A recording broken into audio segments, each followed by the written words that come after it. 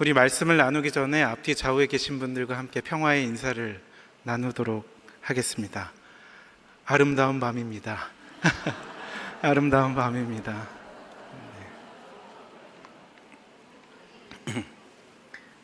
예, 맞아요. 당신이 있어서 더욱 아름답습니다. 예.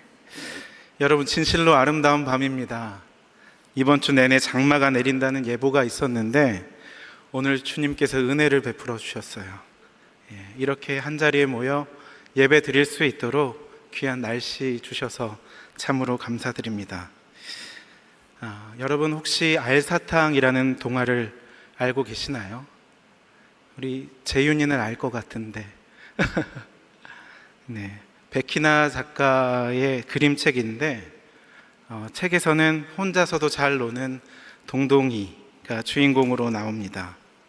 그런데 사실은 친구들과 잘 어울리지 못하고 날마다 혼자 노는 게 일과였어요. 그런 동동이에게 어느 날 문방구 주인 할아버지께서 신비한 이 색상의 알사탕 한 봉지를 건네주셨습니다. 그렇게 알사탕 하나를 입에 물게 되었는데 희한하게도 입에 넣은 것과 같은 색깔의 사물이나 동물의 소리가 들리는 거 아닙니까? 동동아, 여기야 여기야.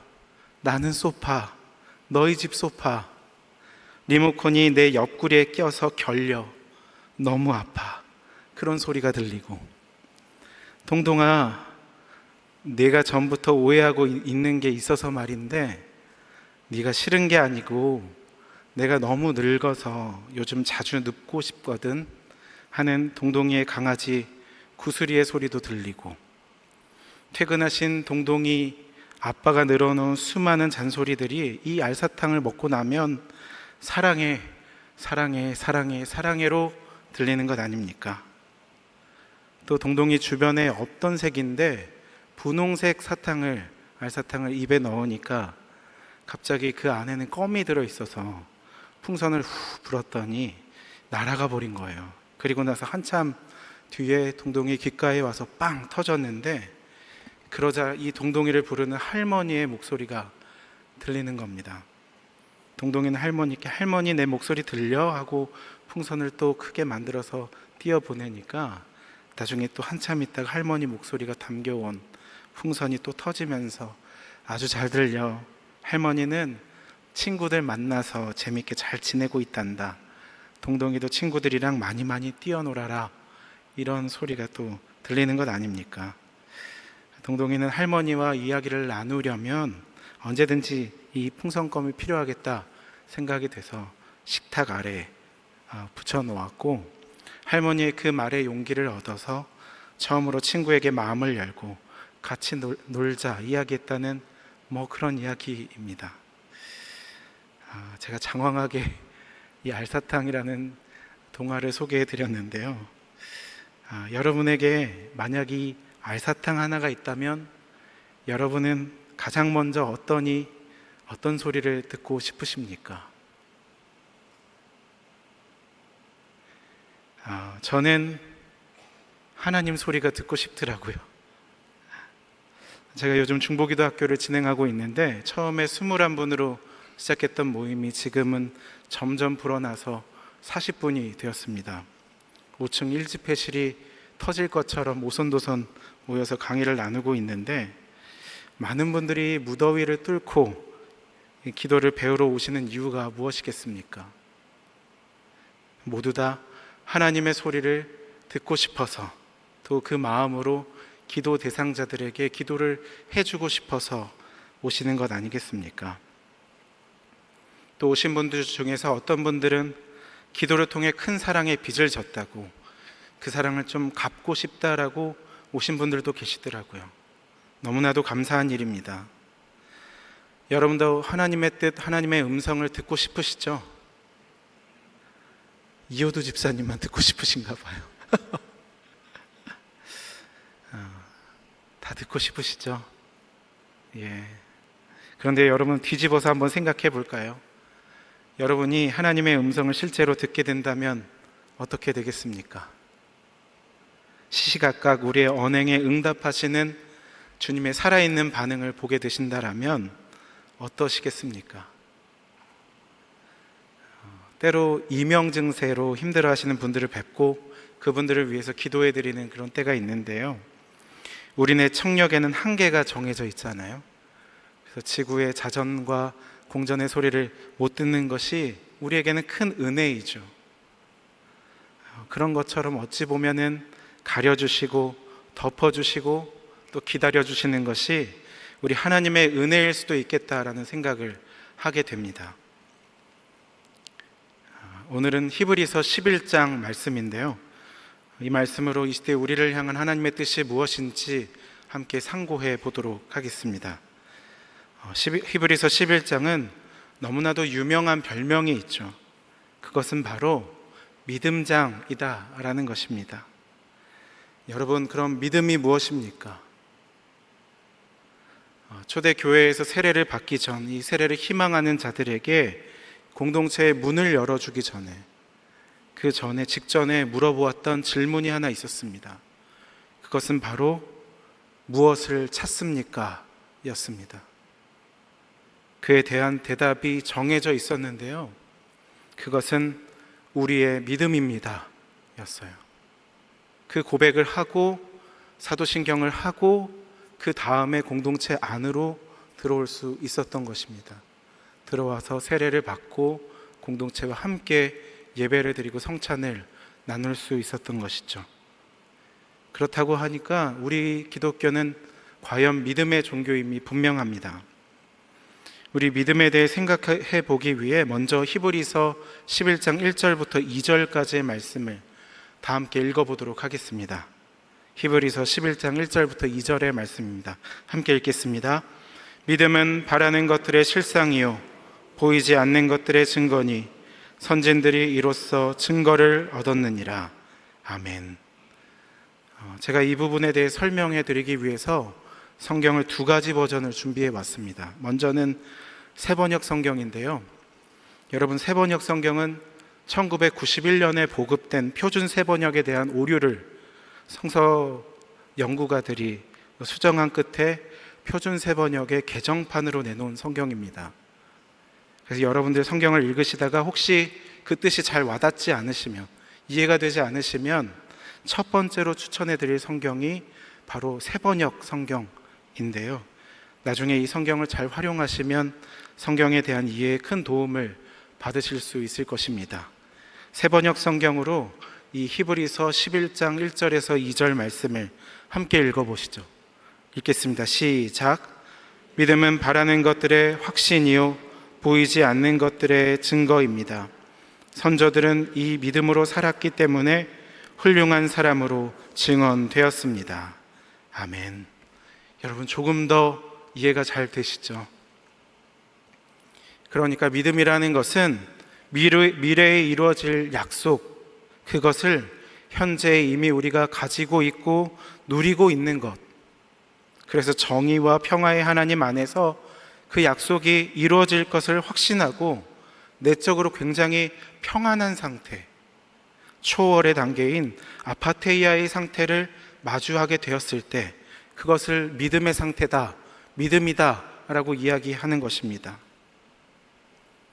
또 다른 말로 이 믿음이라는 것은 우리가 하나님을 알고 하나님을 깊이 사랑하게 되는 것, 그래서 이 알사탕을 먹은 것처럼 우리 주님의 마음을 읽게 되고 듣게 되고 헤아리게 되는 것을 믿음이라고 이야기할 수 있을 것입니다. 선진들이 이로써 증거를 얻었다라는 이 모호한 말도 새번역 성경을 읽으니까 좀 확실하게 우리에게 다가오지 않습니까? 선조들이 이 믿음으로 살았기 때문에 훌륭한 사람으로 증언되었다라는 것이죠. 무엇으로 살았기 때문에요? 믿음으로 살았기 때문에. 한 가지 작업을 더 해보겠습니다. 이번엔 제가 유진 피터슨이라는 신학자가 의역한 메시지 성경을 읽어드리겠습니다. 의역한 것이지만 우리에게 큰 의미를 전해주는 것 같아 굳이 이 귀한 시간에 한 번 더 읽어드리는 것이니 한번 잘 들어보십시오. 삶의 근본 사실은 이것입니다. 하나님을 신뢰하는 이 믿음이야말로 삶을 가치 있게 하는 단서입니다. 우리 조상을 다른 사람들과 구별해 준 것이 바로 이 믿음의 행위였습니다. 사랑하는 여러분, 삶을 참으로 가치 있게 하는 단서가 뭐라고요? 우리 믿음의 선조들을 다른 사람들과 구별시켜주는 그것이 무엇이라고 이야기하는 것입니까? 믿음입니다. 하나님을 신뢰하는 믿음의 행위가 우리네 삶의 근본이 된다, 기초가 된다 말씀하고 계시는 것입니다. 그러니 하박국 선지자는 무엇을 이야기하였습니까? 의인은 그의 믿음으로 말미암아 살리라. 의인은 그의 믿음으로 말미암아 살리라 라고 이야기하였습니다. 히브리서 기자는 이 믿음에 대해서 설명하고 나서야 그 믿음으로 살아간 선배들에 대해서 쭉 나열하기 시작합니다. 아벨과 에녹 이야기를 먼저 꺼내며 우리가 익히 잘 알고 있는 6절 말씀을 하고 있는 것이죠. 믿음이 없이는 하나님을 기쁘시게 하지 못하나니 하나님께 나아가는 자는 반드시 그가 계신 것과 또한 그가 자기를 찾는 자들에게 상 주시는 이심을 믿어야 할지니라. 믿음이 없이는 하나님을 기쁘시게 할 수 없다라고 이야기하고 있어요. 그러니까 하나님을 기쁘게 하는 것은 바로 이 믿음이다라는 것이죠. 그리고 하나님께 나아가는 자에게 이 두 가지가 필요한데, 하나는 반드시 그가 계신 것과 두 번째로 그가 자기를 찾는 자에게 상을 주시는 분이시다 라는 것을 믿어야 한다라는 것입니다. 하나님이 계신 것, 하나님이 살아계신 것을 믿으셔야 하고, 또 우리가 하나님을 찾을 때마다 하나님은 우리에게 상 주시길 원하시는 분이시다 기억하셨으면 좋겠습니다. 다시 한번 말하지만 우리 기독교는 믿음의 종교이고, 이 믿음으로 죽지 않고 수천 년이 지속되어 살아온 이 신앙이 지금까지도 우리에게 전승이 되었고 앞으로도 우리 후대들에게도 전달될 것입니다. 4대, 5대, 6대, 앞으로 영원히요. 그리고 나서 우리가 익히 잘 아는 노아, 아브라함, 사라, 이삭, 야곱, 요셉, 모세, 라합, 이 수많은 사람들이 무엇으로 살았다라고 이야기하고 있습니까? 이 히브리서 11장에서 믿음으로 살았다 이야기합니다. 믿음으로.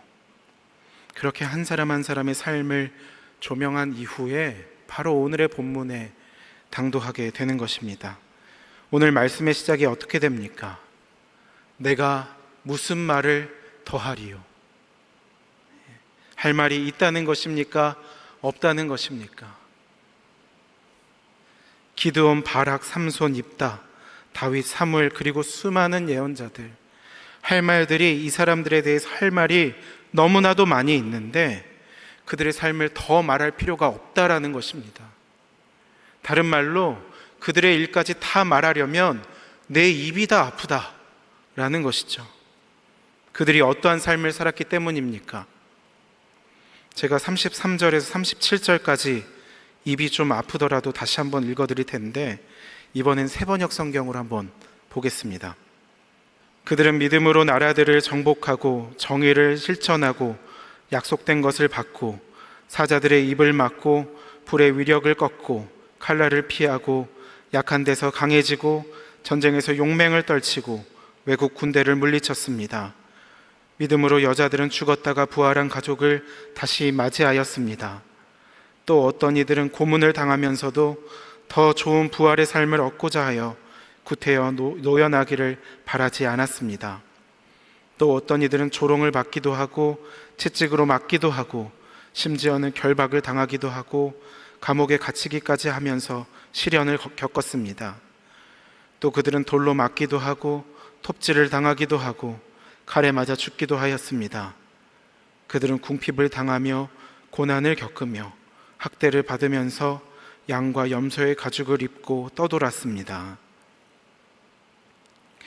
여러분, 이 말씀을 보실 때마다 어떤 생각이 드십니까? 복음이 정말 이만큼 우리의 생명을 걸 만큼 소중한 것인가 하는 생각이 드시지 않습니까? 내가 간직하고 있는 이 복음이 정말 그렇게 생명력이 있는 것인가? 라는 생각이 들지 않으십니까? 복음의 능력을 지닌 사람들은 수많은 위협 속에서도 더욱 강건하여져서 신앙을 지켰을 뿐만 아니라 자신의 생명을 조금도 아낌없이 하나님 앞에 내어드렸습니다. 그러다 어떤 이들은 조롱을 받기도 하고 채찍에 맞기도 하고 심지어는 결박을 당하여 감옥에 갇히기도 하였습니다. 이것이 다가 아니죠. 어떤 이들은 돌에 맞고 톱질을 당하고 칼에 맞기도 하고 궁핍과 고난과 학대를 받으면서도 그들은 그들에게 맡겨진 삶을 쉬지 않았던 것입니다. 왜 그렇습니까? 우리 안에 믿음이 있기 때문입니다. 우리 안에 복음이 살아 숨쉬기 때문입니다. 그것이 나보다 더 소중하기 때문에 그랬던 것이죠. 이 복음의 진정성에 대해서 논증할 때 가장 자주 사용하는 것 중에 하나가 예수님의 제자, 사도들의 삶과 죽음입니다. 우리는 불과 지난달에 마가복음 말씀을 묵상했는데 그때 제자들의 모습이 어땠습니까? 3년이나 예수님 가장 가까이에서 예수님의 가르침을 받고 동거동락하며 따르던 제자들이 십자가 사건 앞에 다 어떻게 됐습니까? 믿음을 잃어버렸죠. 그리고 다 흩어져 버리고 말았습니다. 십자가보다, 우리 주님보다 자신의 생명이 더 귀했기 때문이죠. 심지어 예수님을 부인하고 저주하였던 연약한 모습도 있었죠. 그런데 여러분, 이 베드로를 욕하실 수 있습니까? 이 베드로의 모습이 마치 우리네 모습 아닙니까? 그런 제자들이 부활하신 주님을 만나 뵌 후 어떻게 되었습니까? 제가 그림 하나를 보여드릴 텐데요. 이 그림은 슈테판 로크너라는 15세기 독일 쾰른에서 활동한 화가가 그린 패널 형태의 재단화입니다. 지금은 프랑크푸르트 슈테델 미술관에서 확인하실 수 있는데요. 가장 왼쪽 상단에서부터 먼저 하나씩 살펴볼까요? 첫 번째로는 시몬 베드로입니다. 교회 전승에 따르자면 이 베드로는 네로 황제가 기독교인을 박해하고 로마를 불태우던 당시 로마를 빠져나가고 있었습니다. 숨고 있었던 것이죠.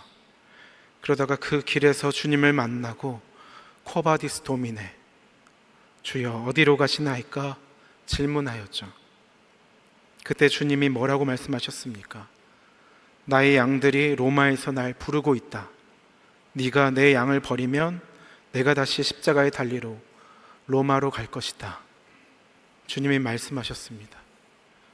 그 뒤로 베드로는 가던 길을 돌려 로마로 다시 들어갔고 그곳에서 결국 십자가에 거꾸로 매달려 순교하였습니다. 두 번째 인물은 안드레입니다. 그는 오늘날의 이스탄불 주변에서 선교하다가 그리스에서 체포되어서 보시는 것처럼 X자 십자가에 달려 순교하였습니다. 세 번째 인물은 세베대의 아들 야고보입니다. 이 사람이 사도 중에서 최초로 순교했던 인물인데 헤롯 아그리빠에 의해서 참수가 되었던 사람이죠. 그 다음 이 사람이 누굴까요, 여러분? 신약 성경에 13권을 썼을 정도로 왕성하게 활동했던 사도 바울입니다.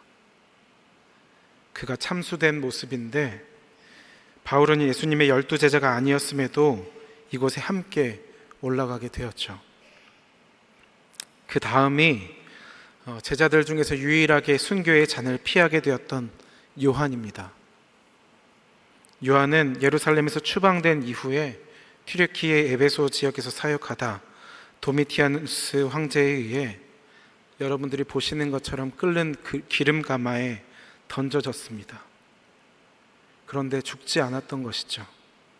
그 후에 반모섬으로 유배되어서 그곳에서 요한계시록 말씀을 기록했고 이 사람은 순교하지는 않았지만 그의 삶 자체가 이미 순교와 다를 바 없는 삶을 살았던 사람입니다. 그리고 그 다음 사진이 가나 출신의 바돌로메입니다. 다른 이름으로 나다나엘, 아르메니아에서 참수당하였는데 저는 이 사람이 참 가슴 아팠어요. 참수되기 전에 산채로 칼에 의해 살가죽이 벗겨지는 차명을 당했던 사람입니다. 그리고 이후에 머리가 베어지게 되었던 것이죠. 그 다음 사람은 예수님의 옆구리에 손을 넣어보고 부활을 의심했던, 그 전까지 부활을 의심 많은 도마입니다. 이 사람은 인도에서 선교하다 창에 찔려 순교하였고, 알페오의 아들로 작은 야고보라고 불리는 이 제자는 바리새파 사람들에 의해서 성전 꼭대기에서 떨어뜨려졌는데 곧바로 죽지 않자 돌로 쳐서 순교당했던 제자였습니다. 그 다음 사진은 다데오와 열심당 시몬, 두 명의 제자 그림이 있는데, 이 사람들은 페르시아에서 순교하였습니다. 특히나 이 시몬은 기둥에 거꾸로 매달려 톱으로 몸을 세로로 갈라 절반을 정확하게 나눠 죽임을 당했던 사람입니다. 세 분이 더 남았습니다. 조금만 더 견뎌주세요. 그 다음 사람은 세례 요한의 제자로 바돌로메를 예수님께 소개했던 빌립입니다. 그는 그리스에서 선교하다 오늘날 튀르키예 파무칼레에서 순교하여 묻혔고, 그 다음 사진은 마태, 에디오피아에서 복음을 전하다 칼에 찔려 순교하였고, 마지막으로 가룟 유다를 대신해 12사도로 뽑힌 마띠아는 도끼로 머리가 찍혀 참수당하였습니다. 여러분, 제가 너무 잔혹한 이야기를 드렸죠. 그런데 초대교회에서 쓰여진 이야기들이 다 이런 이야기들입니다. 복음을 전하다 어떻게 죽었고, 복음을 전하다 어떻게 죽었고, 모두 다 생명에 관한 이야기입니다. 그리고 그 교부들 중에서는, 훗날의 교부들 중에서는 자신을 버리고 그리스도를 얻고자 사막으로 들어갔던 사막 교부들도 많이 있었습니다. 제가 지난 학기 양육 클래스를 진행하면서 이 사막 교부들에 대해서 소개를 해드렸는데요. 제가 몇 가지 이야기 소개해 드릴까요? 이것은 좀 무거운 이야기는 아니니까 마음 좀 편하게 들어보십시오. 첫 번째로 짧은 이야기인데, 아가톤이라는 아빠가 있었습니다. 아빠는 성경에서 나오는 랍비라고 해야 될까요? 천주교에서도 신부를 파더라고 하잖아요. 그런 것처럼 우리 스승, 아버지 같은 스승을 정교회에선 아빠라고 이야기를 합니다. 아가톤이라는 아빠는 침묵을 배우기 위해서 3년 동안 자갈을 입에 물고 다녔다라고 합니다. 그러니까 여러분, 3년 동안 자갈을 입에 넣어 보시지 않은 분들은 아직 침묵에 대해서 말할 수 없는 것입니다. 조금 긴 이야기 하나 더 드려볼까요? 작은 요한이라고 불리는 아빠가 있었는데, 이 사람은 세티스에 있는 스승님의 지도를 받았던 사람이었습니다. 그런데 어느 날 스승님이 마른 나뭇가지를 하나 건네면서 그에게 이것이 열매 맺을 수 있을 때까지 심고 매일같이 물 한 동이씩 주라고 하였다고 합니다. 그런데 물이 있는 곳이 너무나 멀어서 요한은 밤늦게 길을 떠나 다음날 아침에 돌아오곤 하였는데, 3년이 지나자 그 나무에 싹이 나고 열매가 열렸다고 하죠. 3년 동안 매일 같이 하루도 쉬지 않고 물을 주었다라는 것입니다. 저희 집에 식물이 오면 일주일, 2주일 만에 죽어나가는데, 이거 대단한 것 같아요. 그래서 그 스승은 그 열매를 몇 개 따서 공동체로 가서 이 형제들에게 나눠주며 이렇게 이야기했다라고 하죠. 순명의 열매를 받아 먹으십시오. 순명의 열매를 받아 먹으십시오. 여러분이라면 어떻게 하시겠어요? 이렇게 순명의 열매를 맺으실 수 있겠습니까? 이 사람들의 삶도 순교자들 만만치 않았던 것이죠. 그런데 여러분들 한번 생각해 보세요. 그 옛날 순교자들이나 초대의 교부들이 우리보다 예수님을 믿고 따르는 게 훨씬 어려웠겠습니까? 저는 늘 엉뚱하니까 뒤집어서 잘 생각하는데, 저는 어쩌면 지금이 이 베드로나 여타 제자들의 순교 상황보다, 또 사막 교부들의 수도 생활보다 우리의 신앙을 지키기 훨씬 어려운 때라고 생각을 합니다. 그때는 신앙이 너무나도 쉽고 명확했거든요. 그런데 지금 우리가 살아가는 세상은 어떻습니까? 너무나도 복잡하고 따져야 할 것이 너무나도 많죠. 그러면서 이 세상에 영향을 받은 기독교는 이토록 기형적인 십자가와 복음, 거의 무속에 가까운 신앙을 새롭게 양산해내고 말았습니다. 그런데 그것보다 더 큰 문제가 있습니다. 그것이 무엇이냐면, 지금 우리는 여기에 아무런 거리낌이 없다라는 것이죠. 아무도 헌신하지 않습니다. 아무도 생명을 내놓으려고 하지 않습니다. 오히려 믿는 사람들이 더 한다라는 이야기를 듣습니다. 심지어 목회자들도 신학생들도 더 잘 살려고 하지, 잘 죽으려고 하지 않습니다. 저는 순교하고 싶다는 사람 딱 한 명 봤습니다. 신대원 입학하면서 서로 자기소개를 하는데 어떤 친구가 자기의 첫 번째 꿈이 순교하는 거라고 얘기를 하더라고요. 저는 적지 않게 충격을 받았습니다.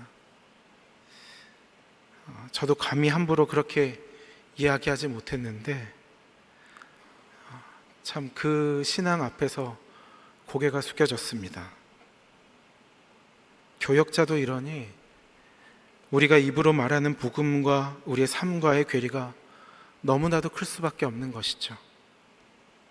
상황이 이러니 우리가 전하는 복음은 아무런 힘이 없는 것이죠.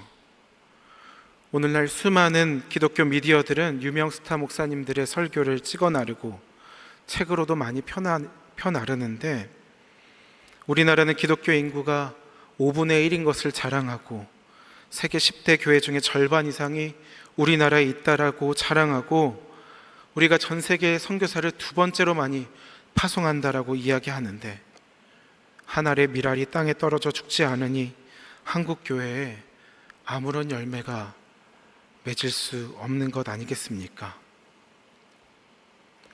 주께서 아무리 피리를 불어도 춤추지 않는 시대, 복음이 아무런 영향을 끼치지 못해 무가치해지는 시대, 그래서 신앙이 더더욱 어려운 시대가 바로 오늘입니다.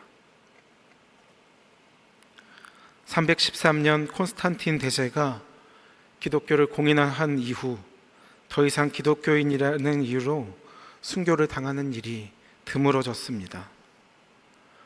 물론 그때나 지금이나 진정한 복음의 증인으로 살기 위해 세계 곳곳에서 여전히 핍박을 무릅써야 하는 그런 경우들이 있지만, 그럼에도 불구하고 이제는 초대교회에서처럼 순교가 아주 일상적인 일은 아니게 되었습니다. 이제는 이 피로 물든 적색 순교는 사라졌지만, 그럴 때일수록 우리는 이 터툴리안의 고백을 더욱 의미 있게 기억해야 합니다. 순교자의 피는 교회의 씨앗이 되고, 교회는 순교자의 피를 먹고 자란다. 순교자의 피는 교회의 씨앗이 되고, 교회는 순교자의 피를 먹고 자란다. 이제 교회는 또 다른 형태의 순교를 요구하고 있습니다. 그것이 무엇입니까? 매일 우리의 삶 속에서 예수 그리스도의 거룩으로 하얗게 물들이는 백색의 순교가 필요하다라는 말입니다. 이것은 적색 순교 못지않게, 아니 그것과 차원이 다를 정도로 더 힘들고 어려운 일이 될 것입니다. 잠깐의 용기로 이루어질 수 있는 일이 아니라 평생토록 희생하고 헌신하고 인내하고 투쟁하고 자기를 부인해야지 걸어갈 수 있는 길이기 때문입니다. 우리는 수요 예배를 마치면서 늘 십자가의 길, 순교자의 삶이라는 찬양을 부르는데 저는 솔직히 이 찬양의 고백이 쉽지 않습니다. 대학생이 되어 서울로 막 상경했을 때 저를 맞아주었던 공동체는 늘 모임이 파하기 전에 동그랗게 둘러서서 두 손을 맞잡고 이 찬양을 불렀습니다. 그때는 이 찬양이 그렇게 힘들지 않았는데 그 이후에 선배들이 지금 교역자가 된 저보다 더 백색 선교, 백색 순교의 삶을 세상 곳곳에서 살아가고 있는 것을 보면 부끄러울 때가 한두 번이 아닙니다. 그래서 언젠가부터 이 찬양이 저한테 너무나 큰 부담으로 다가오게 되었습니다. 내 마음엔 주를 향한 사랑이, 나의 말엔 주가 주신 진리로 나의 눈에 주의 눈물 채워주소서. 내 입술에 찬양의 향기가, 두 손에는 주를 닮은 성김이 나의 삶에 주의 흔적 남게 하소서. 사랑하는 여러분, 우리의 모습은 어떻습니까? 우리 마음이 주를 향한 사랑으로 가득 차 있습니까? 우리의 말은 어떻습니까? 진리로 가득합니까? 우리의 눈에는 주의 눈물이 있고 우리 입술에는 찬양이 있으며 우리의 손과 발에는 주님을 닮은 구석이 있습니까? 진실로 아시시의 프란체스코처럼 그렇게 우리의 몸과 삶에 그리스도의 흔적이, 성흔이 남겨지기를 소원하십니까? 그렇다면 여러분, 세상과 동화돼서는 안 됩니다. 세상의 것들을 똑같이 사랑해서는 안 됩니다. 시류를 거슬러 올라가야 하는 것입니다. 조롱과 비난을 두려워해서는 안 됩니다. 우리를 향한 핍박을 당연하게 여겨야 하는 것입니다. 때로는 돌과 칼에 맞고 궁핍을 당하며 헐벗고 다니더라도 광야와 산과 토굴에 유리한다 하여도 그 모든 상황 가운데에서 믿음을 지키고 복음을 귀하게 마주대해야 하는 것입니다. 믿음의 알사탕을 먹고 주님이 우리에게 진정으로 원하시는 것이 무엇인지 주님의 뜻과 마음을 읽어내야 하는 것입니다. 그럴 때 비로소 우리는 믿음의 사람이라 이야기할 수 있는 것이고, 그럴 때 비로소 우리는 주님이 찾으시는 세상이 감당하지 못할 사람으로 되어져 가는 것입니다. 사랑하는 여러분, 주님이 우리 속에 내주하고 계십니까? 우리의 삶을 완전히 지배하고 계십니까? 그렇게 되기를 간절히 소원합니다. 죽은 주님이 아니라 살아있는 주님을 모시고 우리의 몸과 마음을 예수 그리스도가 체화된 성전으로 변모시켜서 날마다 우리의 하얀 피로 우리의 삶의 자리를 거룩하게 변화시켜 나아가길 소망하십시오. 믿음이 이깁니다. 믿으십니까? 믿음이 결국 믿음만이 남고 믿음만이 승리할 것입니다. 주 예수를 믿는 믿음이 온 세상을 이기고 세상이 감당치 못할 사람으로 인도하실 것이기 때문입니다. 내 이름을 내기 위함이 아니라 내 안에 있는 주님이 빛나시도록, 내가 아니라 우리 주님이 이기시도록, 주님이 온 세상 위에 영광 받으시도록 우리의 삶을 드려 믿음의 백성으로의 삶을 살아가는 저와 여러분, 우리 모두가 되길 간절히 소원합니다. 이것이 오늘 우리를 향한 하나님 아버지의 뜻입니다. 주여, 우리의 믿음 없음을 긍휼히 여겨 주옵소서. 주여, 우리의 믿음 없음을 긍휼히 여겨 주옵소서. 우리에게 주님을 향한 믿음이 없으니 우리가 하는 모든 말이 다 공허하고 덧없게 느껴질 뿐입니다. 주여, 연약한 우리의 영혼을 돌보시고 우리에게 믿음을 더하여 주셔서 주께서 우리에게 허락하신 사명을 기쁘게 넉넉히 잘 감당할 수 있도록 우리를 도와주옵소서. 우리의 공동체를 주께 맡겨드리오니 주께서 친히 보살펴 주시고 주님의 뜻과 이름만이 우리 가운데 오롯이 서는 참으로 주님의 교회다운 교회 되게 하여 주옵소서. 세계 도처에 들리는 전쟁과 재난의 현장에 우리 주님 함께하여 주시고 고통과 아픔의 그늘이 들여진 이들을 찾아가 회복으로, 치유로 인도하여 주옵소서. 그렇게 우리를 인도하실 주님을 기대하며 이제는 주 예수 그리스도의 은혜와 하나님의 다함없는 사랑하심과 성령님의 교통하시며 하나되게 하시며 우리의 믿음을 더하여 주심이 믿음의 본질을 회복하여 우리 주님을 기쁘시게 할 뿐만 아니라 세상이 감당치 못할 사람으로 주님 앞에 자라가기를 소원하는 우리 모든 주님의 교회 성도들 위해 주님의 핏값으로 사신 우리 주님의 교회와 이 땅의 모든 주님의 교회들을 위해 이 나라 이 민족 위해 지금으로부터 영원토록 함께하옵시기를 간절히 축원하옵나이다. 아멘.